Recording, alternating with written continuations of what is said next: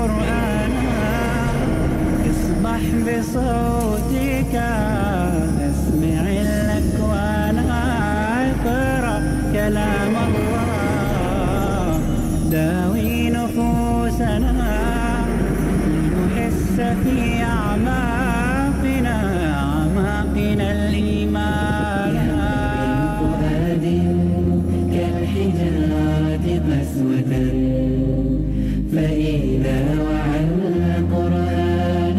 اور جن کے مفادات وابستہ ہیں غلط نظام سے وہ کبھی نہیں مانیں گے، کبھی نہیں مانیں گے. پھول کی پتی سے کٹ سکتا ہے ہیرے کا جگر، مرد نادا پر کلام نرم و نازک بے اثر.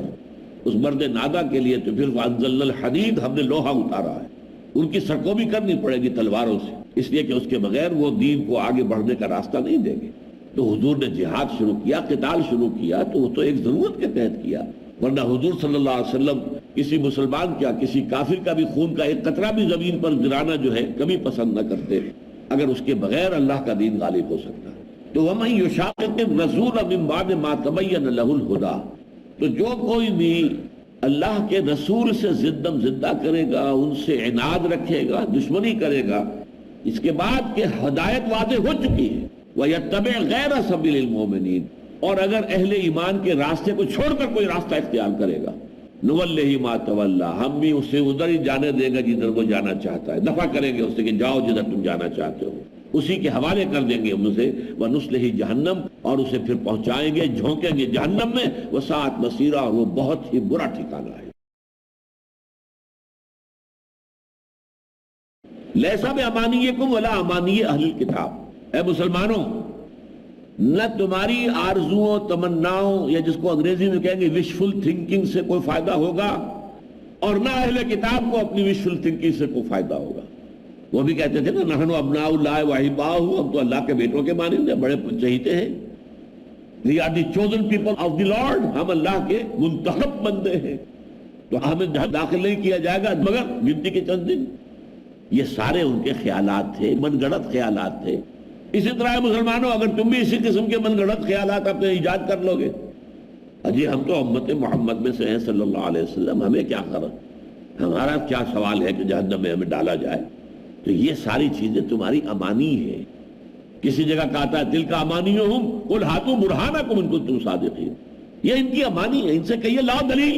کہیں لکھا ہوا ہے تورات کے اندر، یہ کہیں لکھا ہوا ہے قرآن کے اندر، کہیں کسی حدیث صریح کے اندر ہے؟ نہیں. حدیث صحیح ہو ویسے ہی ہے کہ خیالات آپ کے ہیں، آپ کی بدتمنائیں ہیں، آپ کے بنائے ہوئے عقائد ہیں، یہ دوسری بات ہے. لیسا بِأَمَانِيِّكُمْ وَلَا أَمَانِيِّ أَهْلِ الْكِتَابِ، کچھ نہیں ہوگا نہ تمہاری آرزوؤں اور وشفل تھنکنگ سے اور من گھڑت عقائد و خیالات سے، اور نہ اہل کتاب کے من گھڑت خیالات سے. مَن يَعْمَلْ سُوءًا يُجْزَ بِهِ، جو کوئی بھی کوئی بڑی برائی کرے گا اس کی جزا اسے مل کر رہے گی.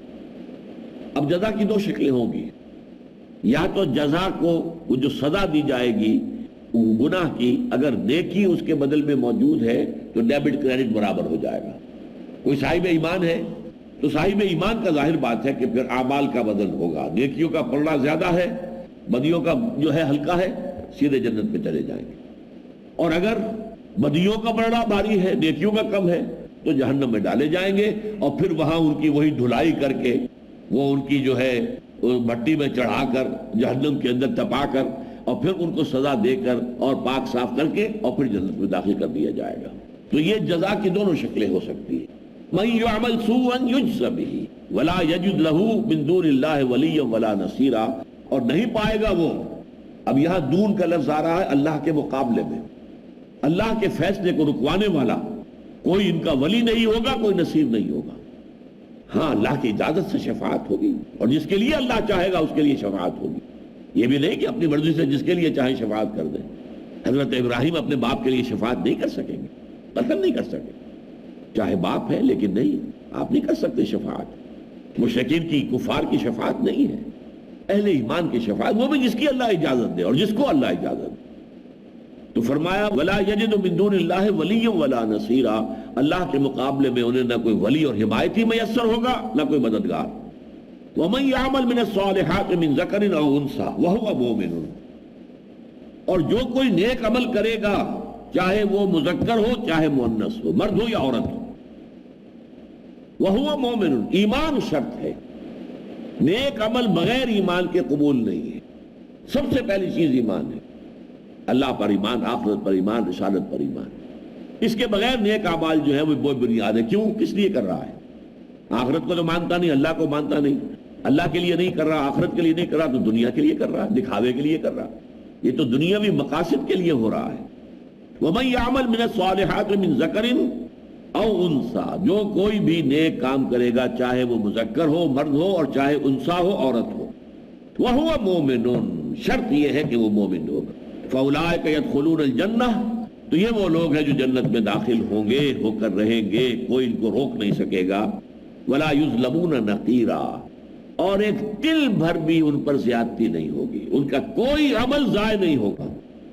جیسے کہ سورہ آل عمران کے آخر میں آیا فَاسْتَجَابَ لَهُمْ رَبُّهُمْ أَنِّي لَا أُضِيعُ عَمَلَ عَامِلٍ مِّنكُمْ، میں تم میں سے کسی عمل کرنے والے کے کسی عمل کو ضائع نہیں کروں گا، بلکہ جو بھی عمل تمہارے سامنے آ جائے. فَمَن يَعْمَلْ مِثْقَالَ ذَرَّةٍ خَيْرًا، تو وہ اس کو دیکھ لے گا، اور کوئی شر کرے گا اس کو دیکھ لے گا. تو اس اعتبار سے اللہ تعالیٰ جو ہے ان کے سب کے اعمال ان کے سامنے لے آئے گا. فَأُولَٰئِكَ يَدْخُلُونَ الْجَنَّةَ وَلَا يُظْلَمُونَ نَقِيرًا، جیسے تل ہوتا ہے چھوٹا سا، اتنا بھی ظلم نہیں ہوگا، اتنی زیادتی نہیں ہوگی، اتنی حق تلفی نہیں ہوگی، ان کا کوئی نیک عمل ضائع نہیں کیا جائے گا. وَمَنْ أَحْسَنُ دِينًا، اب آیا ہے بہت جامع معنی، اس سے بڑھ کر بہتر دین کس کا ہوگا؟ من اسلم وجہہ للہ، جس نے اپنا چہرہ اللہ کے سامنے جھکا دیا، سرنڈر کر دیا. وَهُوَ مُحْسِنٌ، اور وہ محسن ہے. یہ سرنڈر خوبصورتی کے ساتھ ہے، عمدگی کے ساتھ ہے.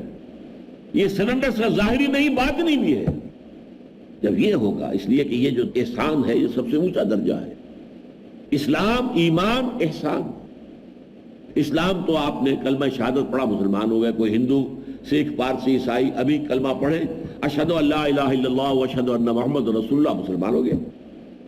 اب مومن کون ہوگا؟ جس کے دل میں یہ یقین پیدا ہو جائے، اللہ کا یقین، آخرت کا یقین، جنت کا، دوزخ کا یقین، بعث بعد الموت کا یقین، قیامت کے دن کا یقین، وزن اعمال کا یقین. جب یہ یقین پیدا ہو جائے گا، رسالت کا یقین، کتابوں کا یقین، قرآن کا یقین، تو اب آپ مومن ہو گئے.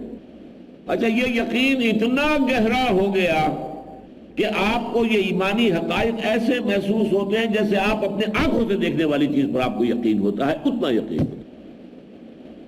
جب سوال کیا حضرت جبرائیل نے، انسانی شکل میں آئے تھے، اور انہوں نے کہا اخبرنی عن الاسلام، انہوں نے فرمایا اسلام یہ ہے ان تشہد ان لا الہ الا اللہ وان محمد رسول اللہ وتقیم الصلاۃ وتؤتی الزکاۃ وتصوم رمضان وتحج البیت ان استطعت الیہ سبیلا. پھر پوچھا یہ تو بات آپ نے صحیح کہہ دی، اب بتائیے ایمان کیا ہے؟ اس میں فرمایا ان تؤمن باللہ والیوم الاخر والملائکۃ. یہ ایمان وہ ہے کہ یقین پیدا ہو جائے. پھر پوچھا فرمائیے مل احسان، احسان کیا ہے؟ ان تعبد اللہ یا ان تعمل للہ یا ان تخشى اللہ. یہ تین روایتوں میں تین الفاظ آئے ہیں. تاکہ تو اللہ کی عبادت کرے، تاکہ تو اللہ کے لیے بھاگ دوڑ کرے، نیک عمل کرے، جد و جہد کرے، تاکہ تیرے اندر اللہ کی خشیت اتنی ہو جائے کانک تراہ ہو، ایسے کہ جیسے تم اللہ کو دیکھ رہے ہو، آنکھوں سے دیکھ رہے ہو. جب اللہ کو آنکھوں سے دیکھے گا تو ابو جہل سے بڑا مسلمان کون ہوگا پھر اس وقت؟ تو یہ کیفیت دنیا میں ہو سکتی، کان نہ کر دیکھ تو نہیں سکتے تو، لیکن یقین کی یہ کیفیت اس درجے تک پہنچ سکتی ہے جیسے کہ آنکھ سے دیکھی ہوئی چیز کا یقین ہوتا. اور اگر یہ تو اگلا درجہ ہے، یہاں تک نہ پہنچو، کم سے کم یہاں تک تو پہنچو. فَإِن لَمْ تَكُنْ تَرَاهُ فَإِنَّهُ يَرَاكَ، وہ تو تمہیں دیکھ رہا ہے. ہر وقت یہ خیال رہے میں اللہ کی نگاہ میں ہوں. I am in his eyes. He is looking at me. He is seeing me. میں نے کمرہ بند کر دیا، دروازے بند کر دیے، کھڑکیاں بند کر دی، پردے تان دیے، کوئی نہیں دیکھ رہا لیکن دیکھ رہا ہے. ایک آنکھ تو ہے، تم اس کو بند نہیں کر سکتے. یہ احساس اگر دائم ہو جائے تو یہ بھی احسان ہے. تو فرمایا وَمَنْ أَحْسَنُ دِينًا، دین کے اعتبار سے اس شخص سے بہتر کون ہو سکتا ہے؟ مِمَّنْ أَسْلَمَ وَجْهَهُ لِلَّهِ، جس نے اپنا چہرہ اللہ کے سامنے جھکا دیا، سرنڈر کر دیا، سر تسلیم خم کر دیا، وَهُوَ مُحْسِنٌ، اور وہ ہو احسان کے درجے پر فائز۔ وَاتَّبَعَ مِلَّةَ إِبْرَاهِيمَ حَنِيفًا، یہ تو ہی باطنی کیفیت، اور عمل اس کا کیا ہو؟ ابراہیم کی ملت، ابراہیم کے طریقے کو جو یکسو تھا یا یکسو ہو کر اس کی پیروی کرے۔ حنیفہ ابراہیم کے لیے بھی ہو سکتا ہے اور حنیفہ اس کے اتباع کے لیے بھی ہو سکتا ہے۔ انی وجہت وجہی للذی فطر السماوات والارض حنیفا وما انا من المشرکین، یہ جو حضرت ابراہیم نے کہا تھا کہ میں نے تو تمام یہ سورج اور چاند اور ستاروں سب کو چھوڑ کر اور بتوں کو چھوڑ کر اور یہ بادشاہ کی خدائی کا انکار کر کے میں نے اپنا رخ کر لیا ہے اس ہستی کی طرف جس نے آسمان اور زمین کو پیدا کیا، اور یکسو ہو کر یکسو ہو کر یکسو ہو کر، کوئی شرک نہیں ہے۔ وما انا من المشرکین، کسی شرک کی آلودگی کے بغیر میں نے اپنا رخ کر لیا اللہ کی طرف۔ تو اسی طریقے سے فرمایا وَمَنْ أَحْسَنُ دِينًا مِمَّنْ أَسْلَمَ وَجْهَهُ لِلَّهِ وَهُوَ مُحْسِنٌ وَاتَّبَعَ مِلَّةَ إِبْرَاهِيمَ حَنِيفًا، ابراہیم حنیف یا ابراہیم کی پیروی کی بالکل یکسو ہو کر۔ وَاتَّخَذَ اللَّهُ إِبْرَاهِيمَ خَلِيلًا، اور یہ ابراہیم کون ہے؟ جنہیں اللہ نے اپنا خاص دوست قرار دیا، دوست بنایا۔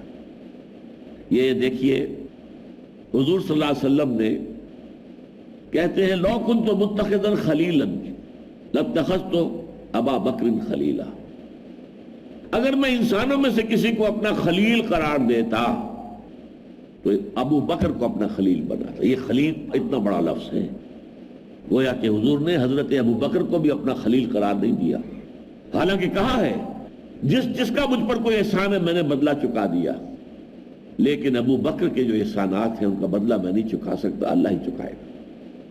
اور اقبال نے جو دو شعر کہے حضرت ابو بکر کی شان میں، آمن الناس بر مولا ما، ہمارے مولا محمد پر سب سے زیادہ احسان کرنے والا، کلیم اول سینہ ما، ہمارا سینہ جو پہاڑ تھا سینہ اس پہ کلیم پہلا کون ہے؟ وہ ابو بکر ہے۔ حضور کو تعبیر دیا کیا ہے نور کا پہاڑ، جبل نور جیسے کہ تھا مکے میں، اور اس کے اوپر سب سے پہلے اللہ سے کلام کرنے والا ابو بکر ہے۔ ہمت وہ کس نے ملت راجو عمر، ان کی ہمت، ان کی عظیمت، ان کا ارادہ امت کی کھیتی کے لیے ایسے ہے جیسے بارش۔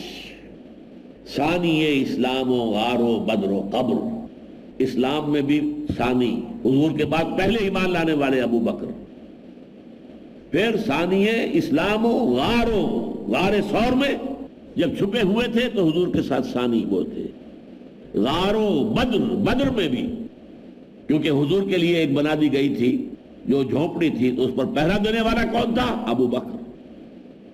ثانی اسلام و غار و بدر و قبر، اور حضور جس حجرے میں دفن ہوئے حضرت عائشہ کا حجرہ تھا اس میں آپ کے بعد نمبر 2 دفن ہونے والے ابو بکر تھے۔ یہ ان کی شان ہے۔ وَاتَّخَذَ اللَّهُ إِبْرَاهِيمَ خَلِيلًا، اللہ نے ابراہیم کو اپنا خلیل قرار دیا۔ ویسے یہ ہے کہ صحابہ کرام لفظ استعمال کرتے تھے خلیلی، حضور کے لیے ہمارے دوست، خاص طور پر حضرت ابو ذر، یہ خلیلی اوصانی خلیلی، میرے خلیل نے مجھے یہ وصیت کی تھی، تو یہ الفاظ استعمال کرتے تھے کہ حضور نے فرمایا کہ انسانوں میں سے میرا کوئی خلیل نہیں۔ لو کنت متخذا خلیلا لاتخذت ابا بکر خلیلا، اگر میں نے انسانوں میں سے کسی کو خلیل اپنا بنایا ہوتا تو ابو بکر کو بناتا۔ واتخذ اللہ ابراہیم خلیلا وللہ ما فی السماوات وما فی الارض۔ اب دیکھیے یہ جو آیت آتی ہے اکثر صورتوں کے آخر میں آیا کرتی ہے، جب کوئی بیان ختم ہو جائے۔ سورہ بقرہ کے اختتام میں للہ ما فی السماوات وما فی الارض وَإِن تُبْدُوا مَا فِي أَنفُسِكُمْ وَتُخْفُوهُ يُحَاسِبْكُم بِهِ اللَّهُ۔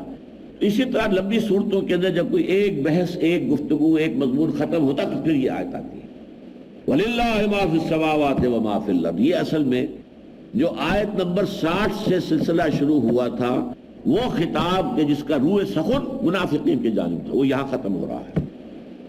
وَلِلَّهِ مَا فِي السَّمَاوَاتِ وَمَا فِي الْأَرْضِ، اللہ ہی کا ہے جو کچھ کہے آسمانوں اور جو کچھ کہے زمین میں۔ وَكَانَ اللَّهُ بِكُلِّ شَيْءٍ مُحِيطًا، اور اللہ تو ہر چیز کا احاطہ کیے ہوئے ہے۔ ہر شے اس کے علم کے دائرے میں ہے، اس کی قدرت کے دائرے میں ہے۔ اللہ تو محیط ہے، گھیراؤ کیے ہوئے ہے سب۔ اقرأ أخيا ورتل القرآن. اعوذ باللہ من الشیطان الرجیم، بسم اللہ الرحمن الرحیم۔ وَيَسْتَفْتُونَكَ فِي النِّسَاءِ قُلِ اللَّهُ يُفْتِيكُمْ فِيهِنَّ وَمَا يُتْلَى عَلَيْكُمْ فِي الْكِتَابِ فِي يَتَامَى النِّسَاءِ اللَّاتِي لَا تُؤْتُونَهُنَّ مَا كُتِبَ لَهُنَّ وَتَرْغَبُونَ أَن تَنكِحُوهُنَّ وَالْمُسْتَضْعَفِينَ مِنَ الْوِلْدَانِ وَأَن تَقُومُوا لِلْيَتَامَى بِالْقِسْطِ وَمَا تَفْعَلُوا مِنْ خَيْرٍ فَإِنَّ اللَّهَ كَانَ بِهِ عَلِيمًا۔ میں یہ عرض کر چکا ہوں کہ یہ جو رکوع ہے 19واں سورہ نساء کا، اس میں خطاب ہے مسلمانوں سے بحیثیت امت مسلمہ، اور اس میں بعض ان مسائل کی مزید وضاحت کی گئی ہے جو اس سورہ مبارکہ کے پہلے رکوع میں آیات نمبر 3 اور 4 میں آئے تھے، جن کے بارے میں کچھ لوگوں کو مغالطے ہو گئے تھے اور وہ وضاحت چاہ رہے تھے۔ چنانچہ آغاز ہو رہا ہے وَيَسْتَفْتُونَكَ فِي النِّسَاءِ، اے نبی وہ آپ سے فتویٰ طلب کر رہے ہیں عورتوں کے بارے میں، شریعت کا حکم ماننا چاہتے ہیں، اور وہ چاہتے ہیں کہ انہیں بتایا جائے کہ شریعت کا اصل تقاضا کیا ہے۔ ظاہر بات ہے کہ اس کی ضرورت اسی لیے پیش آئی ہوگی کہ انہیں بعض چیزوں کے بارے میں کچھ خلجان ہوا ہو، پوری طرح بات سمجھ میں نہ آئی ہو۔ وہ سمجھ میں نہ آنے والی بات کیا تھی، وہ میں چاہتا ہوں کہ شروع کی 2 آیتیں جو ہے ہم پڑھ لیں۔ فرمایا وَإِنْ خِفْتُمْ أَلَّا تُقْسِطُوا فِي الْيَتَامَى، اگر تمہیں یہ اندیشہ ہو کہ تم یتیموں کے بارے میں انصاف پر نہیں کر سکو گے، انصاف پر قائم نہیں رہ سکو گے، فَانكِحُوا مَا طَابَ لَكُم مِّنَ النِّسَاءِ مَثْنَىٰ وَثُلَاثَ وَرُبَاعَ، تو تم نکاح کر لیا کرو جن خواتین کو تم چاہو، تمہیں پسند آئے، 2 2 3 3 اور 4 4۔ فَإِنْ خِفْتُمْ أَلَّا تَعْدِلُوا فَوَاحِدَةً، اور اگر تمہیں اندیشہ ہو کہ تم ان کے مابین عدل نہیں کر سکو گے تو ایک ہی پر اکتفا کرو۔ أَوْ مَا مَلَكَتْ أَيْمَانُكُمْ، یا وہ لونیاں جو تمہاری ملک یمین ہو۔ ذَلِكَ أَدْنَىٰ أَلَّا تَعُولُوا، اور یہ قریب تر ہے اس سے کہ تم ایک ہی طرف جھک نہ جاؤ۔ وَآتُوا النِّسَاءَ صَدُقَاتِهِنَّ نِحْلَةً، اور عورتوں کو ان کے مہر جو ہے خوش دلی کے ساتھ ادا کرو، خوشی کے ساتھ۔ فَإِن تِبْنَ لَكُمْ عَنْ شَيْءٍ مِّنْهُ نَفْسًا، پھر اگر وہ از خود اس میں سے کوئی چیز تمہیں چھوڑ دیں، بخش دیں، فَكُلُوهُ هَنِيًّا مَرِيًّا، تو پھر اسے کھاؤ نچتا پچتا، یعنی پورے اطمینان کے ساتھ، کہ اگر بیوی نے اپنے مہر میں سے کچھ واپس کر دیا ہے، چھوڑ دیا ہے، تو ٹھیک ہے، تمہارے لیے جائز ہے۔ اس میں جو پہلی آیت ہے اس کے بارے میں بظاہر الفاظ سے یہ گمان ہوتا ہے، اور یہی آج کا ہمارا جو پورا طبقہ ہے منکرین حدیث کا، اس نے اس سے یہی مراد لیا ہے جو اس وقت کچھ لوگوں کو خلجان ہو گیا تھا، جس کی وجہ سے کہ وضاحت آگے آ رہی ہے جو آج ہم پڑھنے چلے۔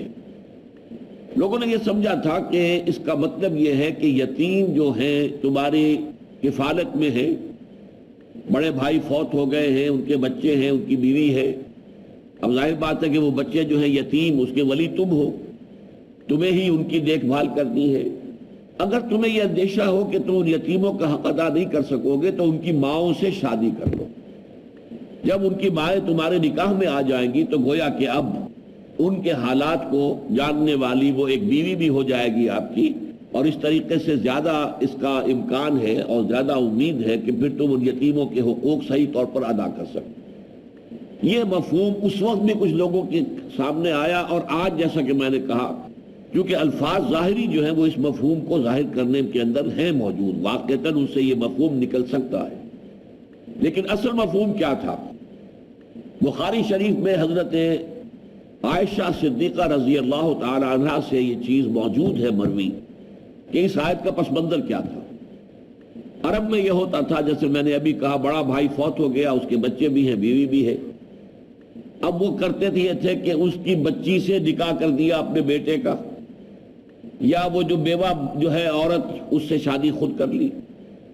جب یہ شادی کر رہے ان سے کہ جو خود ان کے زیر کفالت ہے، تو ظاہر بات ہے مہر دیا یا نہیں دیا، کون مانگنے والا ہے, کون پوچھنے والا ہے, ان یتیموں کی طرف سے کون بات کرنے والا ہے, کون ڈیمانڈ کر سکتا ہے؟ یا یہ ہے کہ اور جو حقوق ہیں زوجیت کے وہ ادا نہ کیے, جو بھی اللہ تعالیٰ نے حقوق رکھے ہیں.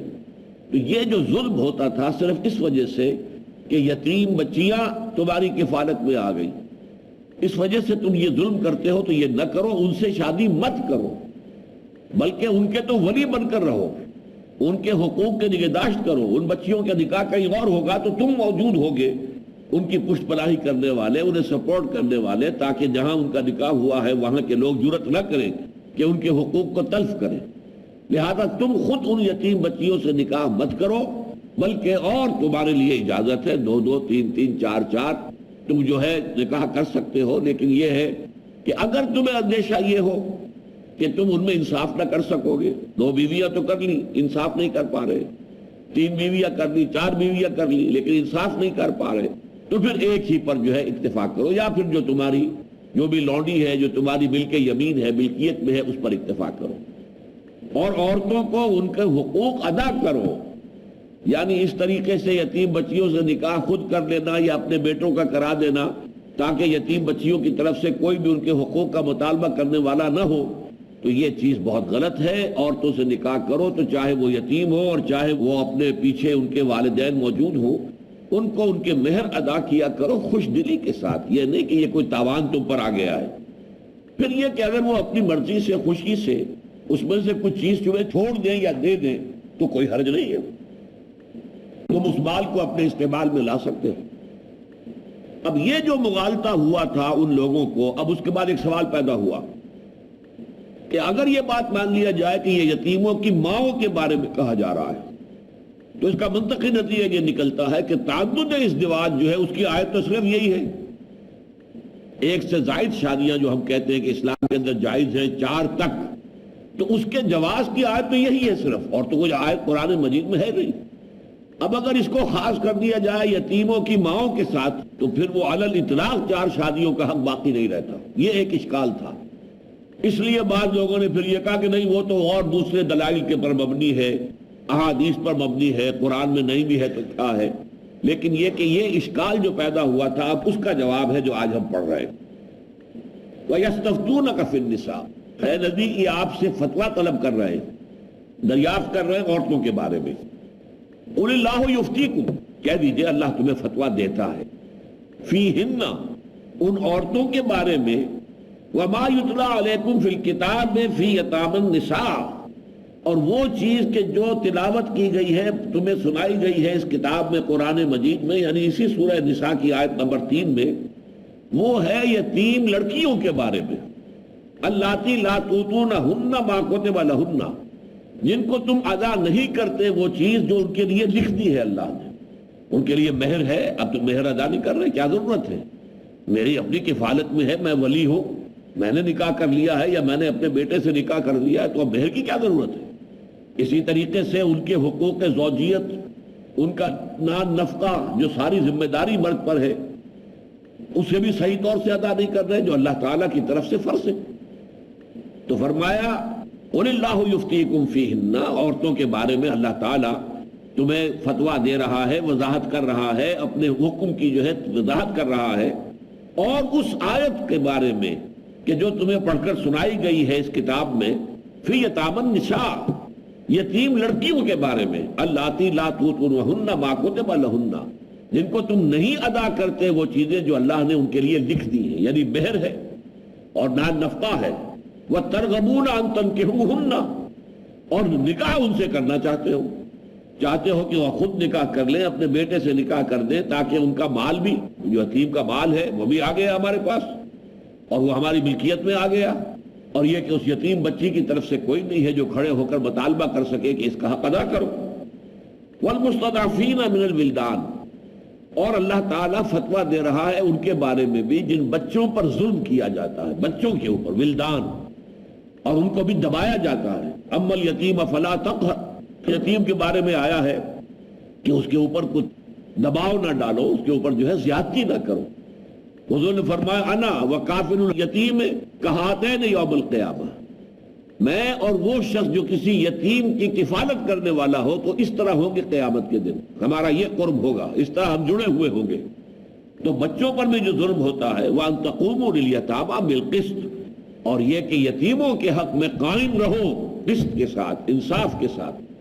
پہلے رکوع میں بڑی تفصیل آ چکی ہے، ان کا مال ہڑپ کرنے کی کوشش نہ کرو، جلدی جلدی خرچ نہ کرو کہ یہ بالغ ہو جائیں تو یہ مطالبہ کر لیں گے، اس سے پہلے ہی خرچ کر دو، یا ان کے مال کو اپنے مال میں گڑبڑ کر کے اس کو کھا رہے ہیں اور بہانہ بنا رہے ہیں کہ میں تو اپنا مال کھا رہا ہوں لیکن وہ یتیم کا مال کھا رہے ہیں۔ یہ ساری چیزیں تھیں کہ جو اس معاشرے میں ہوتی تھی، جو دبے ہوئے پسے ہوئے طبقات تھے، بیوائیں ہیں، یتیم بچیاں ہیں، ان کے ساتھ جو معاملہ ہو رہا تھا، اصل میں اس کی اصلاح کی طرف یہ ساری جو ہے ہدایات دی جا رہی ہے۔ تو اس سے یہ بات واضح ہو گئی کہ اگر تمہارے ذہن میں اس آیت سے یہ اشکال پیدا ہوا ہے کہ یتیموں کی ماؤں سے شادیاں کر لو تو یہ غلط ہے۔ ایک تو یہ کہ حدیث صحیح بخاری کی روایت، راویہ ام المومنین حضرت عائشہ صدیقہ رضی اللہ تعالی عنہ، ان سے زیادہ قرب کس کو حاصل تھا؟ محمد الرسول اللہ صلی اللہ علیہ وسلم کے ساتھ۔ تو ظاہر بات ہے جب ان کی طرف سے یہ چیز موجود ہے اور وضاحت کے ساتھ ہے اور جو روایت ہے وہ بہت مستند ہے، صحیح بخاری کی روایت ہے، تو اب اس کے بعد ادھر ادھر جانا کسی طالب حق کے لیے جو ہے اس کی اجازت نہیں ہے۔ پھر ہمیں اسی تفسیر کو لینا ہوگا کہ جو ایک صحابیہ ہی نہیں، جو کہ ام المومنین ہے، زوج النبی ہے صلی اللہ علیہ وسلم، ان سے مروی ہے، اور اس کے بارے میں ظاہری الفاظ سے اگرچہ وہ متبادل ہو سکتا ہے جو تم لے رہے ہو، لیکن حقیقتاً وہ نہیں ہے۔ لیکن تمہیں مغالطہ ہوا تو لو ہم وعدے کر دیتے ہیں کہ یہ اصل میں ان یتیم لڑکیوں کا معاملہ ہے کہ جن کو تم چاہتے ہو نکاح میں لے لو، تاکہ ان کا مال بھی جو ہے، ان کے باپ کے وراثت میں اگر کوئی چیز ہے وہ بھی تمہارے قبضے میں آ گیا، لڑکی بھی قبضے میں آ گئی، اور لڑکی کو نہ مہر دینا پڑا اور نہ ہی اس کے لیے اور کوئی حقوق جو ہے کوئی اس کی طرف سے دعوے دار بن کر کھڑا ہو سکتا ہے۔ اس کی اصلاح کے لیے یہ وضاحت نازل کر دی گئی۔ اقرأ أخيا ورتل القرآن وَإِنِ امْرَأَةٌ خَافَتْ مِنْ بَعْلِهَا نُشُوزًا أَوْ إِعْرَاضًا، اور اگر کوئی عورت جو ہے اسے اندیشہ ہو جائے اپنے شوہر سے کہ وہ اس پر سختی کرے گا، نشوز، وہ سرکشی کرے گا، اس کے اوپر سختی کر رہا ہے، اس کے ساتھ صحیح معاملہ نہیں کر رہا ہے، نرمی نہیں کر رہا ہے، اور اعراض، یا اعراض کر رہا ہے، پرواہ نہیں ہے، اس سے ملنا ہی نہیں ہے، اس سے ملاقات ہی نہیں ہے، اس کے حق زوجیت کو ادا ہی نہیں کر رہا، فلا جناح علیہما ان یصلحا بینہما صلحا، تو کوئی حرج نہیں ہے ان دونوں پر اگر وہ باہم ایک دوسرے کے ساتھ صلح کریں، وصلح خیر، اور صلح یقیناً بہت اچھی شے ہے۔ یہ اصل میں معاملہ پیدا ہوتا ہے جہاں تعدد ازدواج ہو، ایک بیوی پہلے تھی، اس کے بعد ایک نئی نویلی بیوی لے کر آئے ہیں، اب ظاہر بات ہے کہ ساری توجہ تو اس نئی نویلی پر ہوگی، وہ جو پہلی تھی اب اس کا نہ حق ادا ہو رہا ہے نہ اس کے ساتھ حسن معاشرت ہے، اب وہ جو ہے بالکل ایسی ہو کر رہ گئی ہے کہ جیسے کہ بے شوہر کے ہو، شوہر ہے ہی نہیں اس کا۔ تو یہ معاملہ جو ہے غلط ہے، اور اس صورت میں البتہ یہ کہ فائنل سیپریشن سے پہلے ایک کوشش کی جانی چاہیے۔ اگر بیوی اور شوہر آپس میں صلح کر لیں، بیوی کہے کہ ٹھیک ہے مجھے طلاق نہ دو تم، ٹھیک ہے میں رہوں گی، البتہ یہ ہے کہ میں تم سے اس انصاف کا مطالبہ نہیں کرتی کہ بالکل برابر کرو مجھے اور اپنی نئی بیوی کو، اس میں جو کمی بیشی تمہاری طرف سے ہوگی میں اسے گوارا کر لوں گی لیکن مجھے طلاق نہ دو۔ اصل میں یہ اس معاشرے میں ہوتا ہے جہاں پر کہ مطلقہ کے لیے شادی کا امکان نہیں رہتا۔ ہمارا ہندوستان کا بھی پرانا معاشرہ ایسا ہی ہے۔ اسی طریقے سے عیسائیوں کے اندر بھی یہ بات جو ہے یہودیوں سے چلی آ رہی تھی، مطلقہ کا معاملہ جو ہے اس معاشرے کے اندر ایسا ہو گیا تھا کہ اب کوئی ان سے شادی نہیں کرتا تھا، بلکہ ہمارے ہاں جیسے مطلقہ شادی کرے تو لوگ اس کے اوپر فقرے چست کرتے ہیں، بیٹھا نہیں گیا، رہا نہیں گیا۔ تو اس وجہ سے جو عورت نہیں چاہتی کہ مجھے طلاق دی جائے تو میں جو ہے رہوں، ٹھیک ہے میں اپنے سارے حقوق کا مطالبہ نہیں کرتی لیکن تو مجھے طلاق نہ دو۔ ایک حد تک اس مصالحت کی قرآن مجید اجازت دے رہا ہے، فلا جناح علیہما، اگرچہ وہ انصاف کے جو تقاضے اللہ چاہتا ہے کہ تم پورے کرو وہ نہیں ہو رہے، لیکن بیوی نے اگر از خود اپنی مرضی سے اس میں کچھ کمی جو ہے وہ گوارا کرنی ہے تو اللہ کی طرف سے اجازت ہے ان یصلحا بینہما صلحا، کہ آپس میں وہ مصالحت کر لے، صلح کر لے، وصلح خیر، اور صلح جو ہے وہ بہتر ہے۔ وَأُحْضِرَتِ الْأَنفُسُ الشُّحَّ، اور جو انسان کے نفس ہیں، نفوس ہیں، ان کے اوپر تو مسلط ہے حرص، ہر شخص چاہتا ہے زیادہ سے زیادہ، ہر بیوی بھی چاہے گی زیادہ سے زیادہ توجہ میرے ساتھ ہو، ہر بیوی چاہے گی زیادہ سے زیادہ خرچ مجھ پر کیا جائے، ہر بیوی چاہے گی کہ میری جو فرمائش ہے وہ پوری کی جائے. تو یہ تو انسان کی جو بھی سرشت ہے تو اس کا تقاضا تو یہی ہے. اس کے اندر بخل بھی ہے، اس میں شوہ بھی ہے، اس میں حرص بھی ہے. وَإِن تُحْسِنُوا وَتَتَّقُوا، اور اگر تم اے مردوں، اب مردوں سے خطاب ہو رہا ہے، چونکہ تمہیں ہم نے ایک مقام خاص دیا ہے، الرجال قوامون علی النساء، تمہیں قوام بنایا ہے، تمہیں حاکم بنایا ہے، تمہیں اختیارات دیے ہیں. تم جب چاہو بیوی کو طلاق دے سکتے ہو، بیوی جب چاہے طلاق نہیں دے سکتی، بلکہ وہ تو خلا لے گی، کسی ایجنسی کے تھرو، بڑے بزرگوں کے ذریعے سے لے گی، یا یہ ہے کہ عدالت کے ذریعے سے لے گی، قاضی سے لے گی.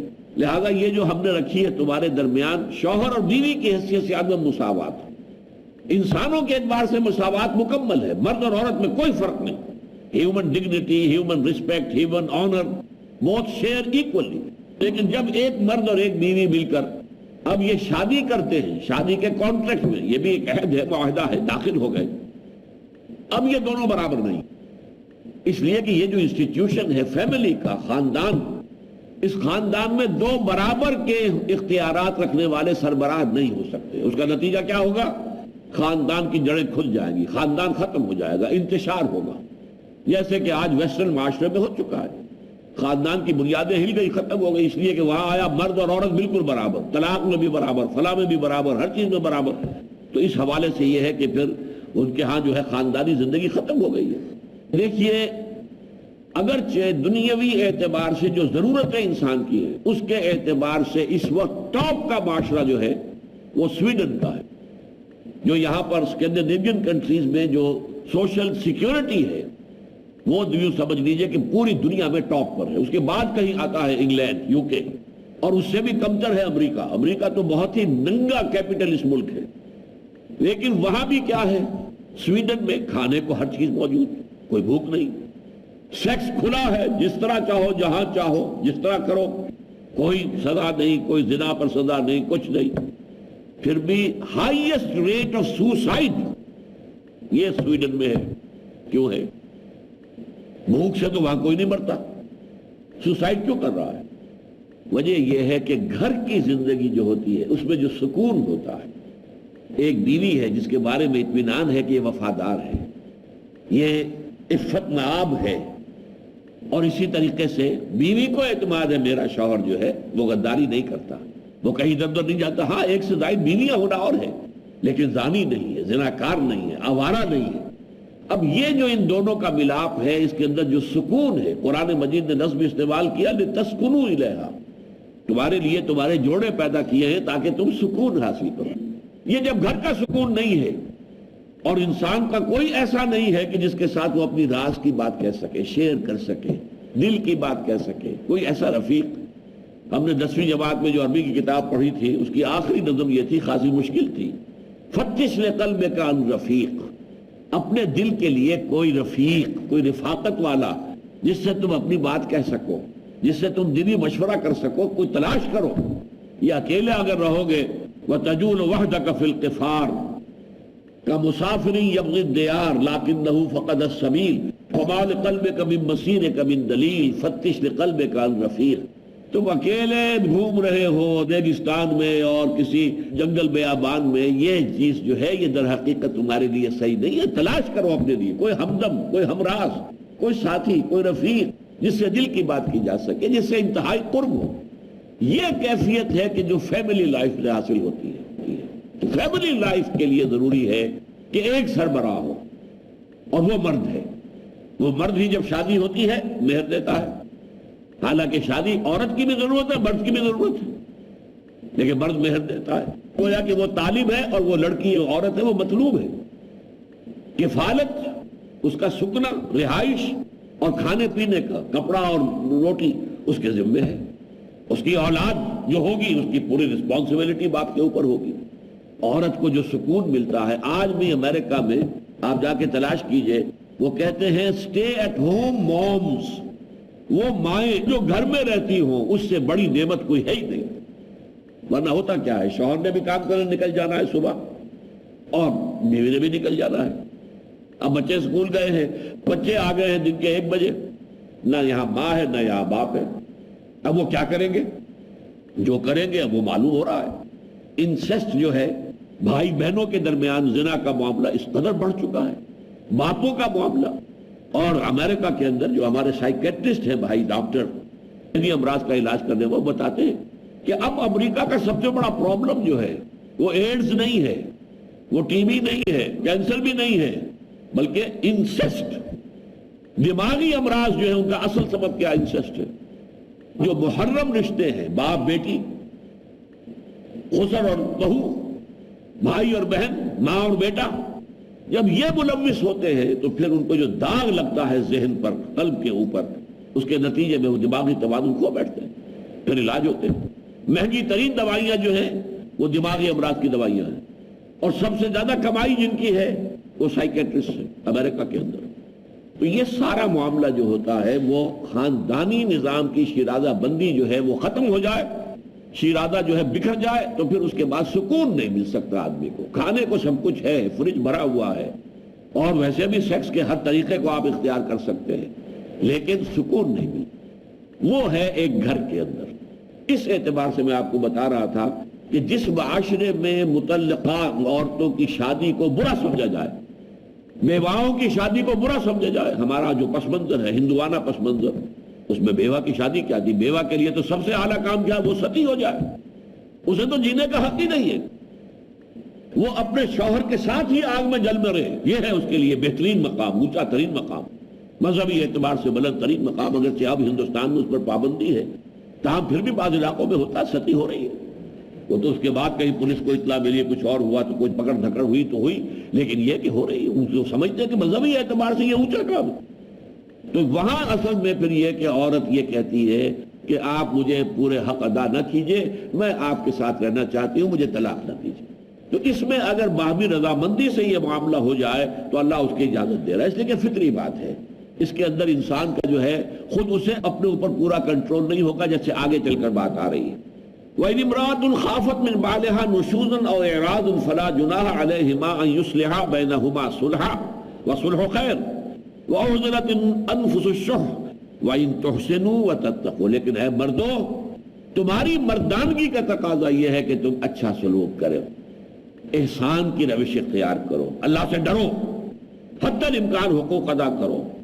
وَإِن تُحْسِنُوا وَتَتَّقُوا فَإِنَّ اللَّهَ كَانَ بِمَا تَعْمَلُونَ خَبِيرًا. تو پھر جو کچھ تم کر رہے ہو اللہ اس سے خوب واقف ہے، اللہ جانتا ہے. وہ اللہ تعالیٰ تمہارا ہر عمل جو ہے وہ اس کی نگاہ میں ہے. تم جو لفظ زبان سے نکالتے ہو وہ بھی اس کے علم میں ہے. تمہیں ایک ایک لفظ جو زبان سے نکالتے ہو اس کی جواب دہی کرنی پڑے گی. You will be held responsible. تمہیں یہ کہنے کا حق تھا یا نہیں تھا؟ اقرأ ورتل القرآن. اب تیسری بات آ گئی. وہاں یہ آیا تھا کہ اگر تمہیں یہ اندیشہ ہو کہ تم انصاف نہیں کر سکو گے، عدل نہیں کر سکو گے 2 بیویوں یا 3 بیویوں کے درمیان، تو پھر فواحدہ، تو پھر ایک کے اوپر اکتفا کرو. یہ تو ہے اونچا اخلاقی مقام. لیکن بعض اوقات جو ہے مردوں کے لیے بے راہ روی سے بچنے کے لیے دوسری شادی ناگزیر ہو جاتی ہے. دوسری شادی کی ناگزیر ہونے کے اعتبار سے کہا جا رہا ہے کہ اب اگر یہ صورتحال پیش آ گئی ہے تو آپ کتنا بھی انصاف کرنا چاہیں، ایک پہلو ایسا ہے جس میں انصاف کرنا آپ کے اختیاری میں نہیں ہے. جو چیزیں ناپ تول میں آئیں گی وہ برابر کر دی. سکنا ایک جیسا دے دیا، مکان ایک جیسا دے دیا دونوں کو، یا رہنے کی جگہ ایک ہی مکان میں ہے تو صحیح برابر جو ہے وہ تقسیم کر دی. آپ نے اپنا وقت بھی برابر تقسیم کر دیا. 2 بیویاں تو ایک رات ایک کے ساتھ ہے، دوسرے ساتھ دوسرے کے ساتھ سو رہے، یہ سب کچھ بھی کر دیا. نان نفقہ دونوں کو برابر دے دیا. لیکن دلی میلان یہ تمہارے اختیاری میں نہیں، تم اس کے اوپر قادر نہیں ہو. دل کا رجحان تمہارے اختیار میں نہیں ہے. فرمایا وَلَن تَسْتَطِيعُوا أَن تَعْدِلُوا بَيْنَ النِّسَاءِ وَلَوْ حَرَصْتُمْ. اور تم اس پر قادر نہیں ہو کہ تم عورتوں کے درمیان انصاف کر سکو، چاہے خواہ تم کتنا ہی چاہو. لیکن یہاں مراد کیا ہے؟ گنی اور مقدار میں جو چیزیں ہوں گی، ٹائم وائز، منی وائز، اس میں برابر کرنا ہوگا. چنانچہ حضور صلی اللہ علیہ وسلم کا دیکھیے آپ کو کیا آپ کا معمول تھا. ظاہر بات ہے کہ ایک وقت میں 8 ازواج بھی رہی ہیں آپ کے نکاح میں، تو وہ باری ہوتی تھی. ایک ایک رات آپ تمام ازواج کے ساتھ گزارتے تھے. اور ایسا نہ ہو کہ ایک زوجہ سے ملاقات ہی ہو رہی ہے 1 ہفتے کے بعد، نہیں. عصر مغرب کا درمیان کا وقت آپ نے رکھا ہوا تھا. تمام ازواج کے آپ چکر لگاتے تھے، 5-5 منٹ 7-7 منٹ، مزاج پوچھ لیا، مزاج پرسی ہو گئی اور ان کو بھی خوشی ہو گئی کہ حضور ہمارے پاس بھی آ گئے ہیں۔ اب یہ تمام چیزوں کی نفقہ برابر، اور اس کے بعد آپ کہتے تھے اللہم ھذا قسمی فیما املک فلا تلمنی فیما تملک ولا املک، اے اللہ جس میں میرا اختیار ہے تو میں نے یہ تقسیم برابر برابر کر دی ہے، برابر وقت گزار رہا ہوں، برابری ہر شے کے اندر ہے، اسی طریقے سے خرچہ اخراجات جو بھی دے رہا ہوں کم ہے، ظاہر بات ہے فقر ہے حضور کے ہاں، اختیاری فقر ہے تو وہ بھی لیکن برابری، لیکن اے پروردگار مجھے ملامت نہ کی جو اس چیز کے بارے میں جس پر اختیار تیرا ہے میرا نہیں ہے۔ دل پر اختیار تو اللہ کا ہے، انسان کا اختیار نہیں ہے۔ دلی میلان کسی کی طرف ہو جانا، دل میں اس کی زیادہ محبت ہو جانا، یہ جو میرے اختیار میں نہیں ہے۔ اللہم ھذا قسمی فیما املک، یہ میری تقسیم جو ہے ان چیزوں میں ہے جس کا اختیار مجھے ہے، وقت میں برابر برابر دے رہا ہوں، ان کا خرچہ برابر دے رہا ہوں، لیکن یہ کہ فلا تلمنی فیما تملک ولا املک، لیکن مجھے اس چیز میں ملامت نہ کیجیے، مجھے اس کے اوپر گرفت نہ کیجیے جس کا اختیار تیرے ہاتھ میں میرے ہاتھ میں نہیں۔ یہ ہے جو فرمایا وَلَن تَسْتَطِيعُوا أَن تَعْدِلُوا بَيْنَ النِّسَاءِ وَلَوْ حَرَصْتُمْ فَلَا تَمِيلُوا كُلَّ الْمَيْلِ فَتَذَرُوهَا كَالْمُعَلَّقَةِ، لیکن ایسے نہ ہو جائے کوئی پورا میلان ایک کی طرف ہو جائے اور دوسری معلق ہو کر رہ جائے، معلق لٹکی ہوئی، نہ وہ شوہر والی ہے اور نہ وہ آزاد ہے کہ کہیں اور نکاح کر سکے، یہ تو معلق ہو گئی۔ دیکھیے اس معاملے میں ایک آخری انتہا کے بعد واقعات میرے علم میں ہیں، اور ان میں سے ایک تو بہت بڑی دینی شخصیت تھی، ان کی پہلی شادی ان کے والدین نے کروائی، پتہ نہیں اس وقت بھی شاید انہیں پسند نہ ہو، والدین کے خیال سے فرما برداری اور سعادت بندی شادی کر لی، وہ پسند نہیں تھی۔ اس کے بعد انہوں نے دوسری شادی کرنی چاہیے اور پہلی شادی کو طلاق دینی چاہیے، پہلے بیوی نے کہا نہیں مجھے طلاق نہ، میں بیٹھی رہوں گی ساری عمر، کوئی سروکار مجھ سے نہ رکھو، کوئی خرچہ تم سے نہیں مانگتی اور کوئی تعلق نہیں چاہتی، لیکن مجھے طلاق نہ۔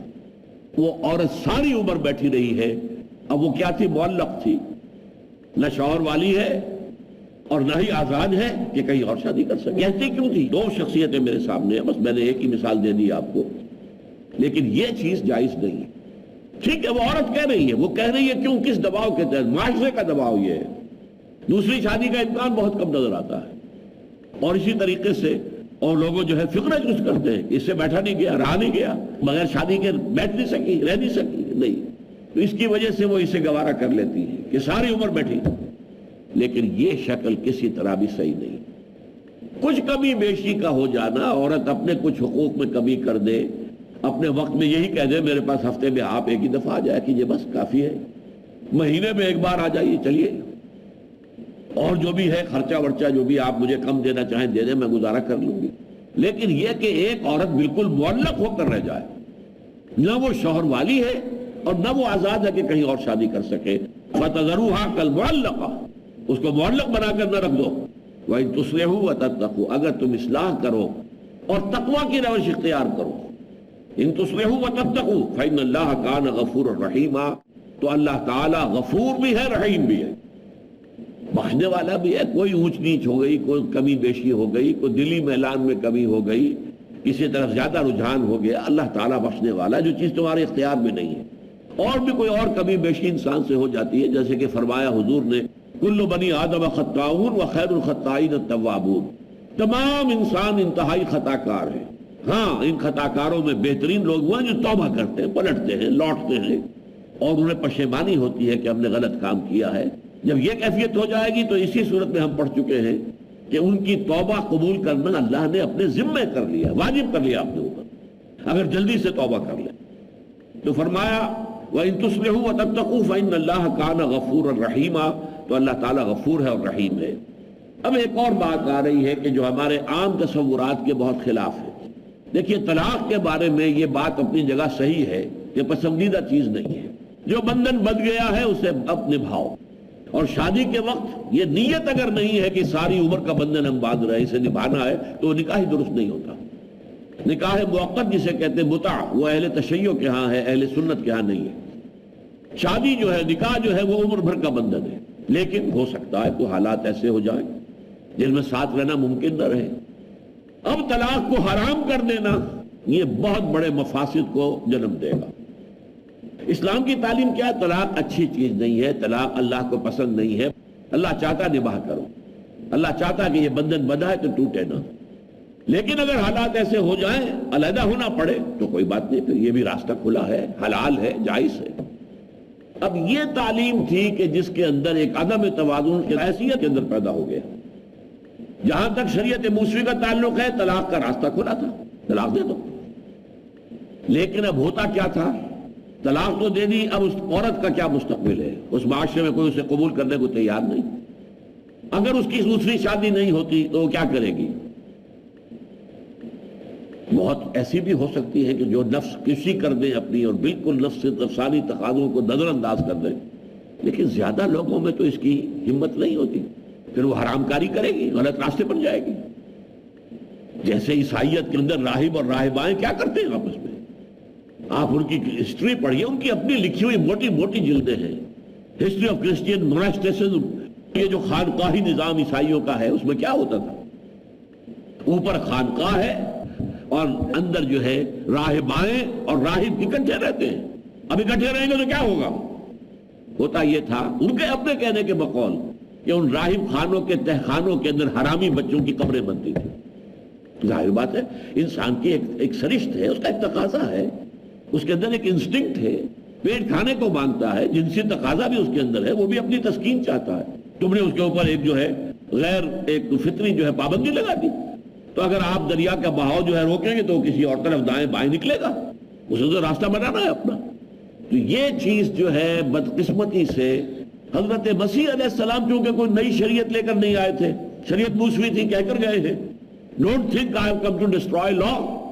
یہ لا جو ہے جو شریعت موسوی ہے تم پر لاگو رہے گی، اس کا ایک شوشہ بھی نہیں ختم ہوگا. لیکن حضرت مسیح نے ساتھ ہی کہا کہ جو شخص اپنی بیوی کو طلاق دیتا ہے وہ گویا کہ اس سے حرام کاری کرواتا ہے. اب اس میں وہ سارا معاملہ جو میں نے بیان کیا تھا ایک جملے میں آپ نے جمع کر دیا کہ اگر آپ نے طلاق دے دی ہے اور اس مطلقہ کا کوئی مستقبل معاشرے میں نہیں ہے، وہ کیا کرے گی؟ وہ حرام کاری کی طرف جائے گی. گویا کہ تمہاری طلاق سبب بن گئی اس کی حرام کاری کا، تو بس طلاق دو. اب یہ ایک اخلاقی تعلیم تھی، قانون وہی تھا شریعت موسوی کا، طلاق دے سکتے ہو، لیکن اخلاقی تعلیم یہ تھی کہ طلاق سے گریز کرو، بچو، کیونکہ عورت کے لیے کوئی مستقبل اور نہیں ہے اور ہو سکتا ہے کہ وہ اسی وجہ سے غلط راستے پر بڑھ چلی جائے. وہاں کیا ہوا؟ حضرت مسیح کے اس قول کو انہوں نے قانون کا درجہ دے دیا. طلاق نہیں تھی عیسائیت میں، الا یہ کہ آپ کی بیوی جو ہے بدکاری کرے اور آپ اس کا ثبوت فراہم کر دیں تو پھر طلاق ہو سکتی ہے، سیپریشن ہو جائے گی، ورنہ نہیں ہو سکتی. لہذا پوری عیسائی دنیا میں آپ کو قصے ملیں گے، شوہر غلط الزام لگاتے ہیں یا ایسے ماحول پیدا کرتے ہیں کہ بیوی بے راہ ہو جائے، کسی غلط کام میں ملوث ہو جائے، اس کا ثبوت لیتے ہیں، عدالت میں پہنچ جاتے ہیں، ہمیں سیپریٹ کر، ورنہ کوئی اور شکل ہے نہیں. تو یہ غیر فطری قانون جو ہے، غیر فطری بات، اخلاقی بات کو قانون کا درجہ دے دینا، یہ ہے غلطی. اخلاق اخلاق ہے. اقرأ أخيا ورتل القرآن اصبح بصوتك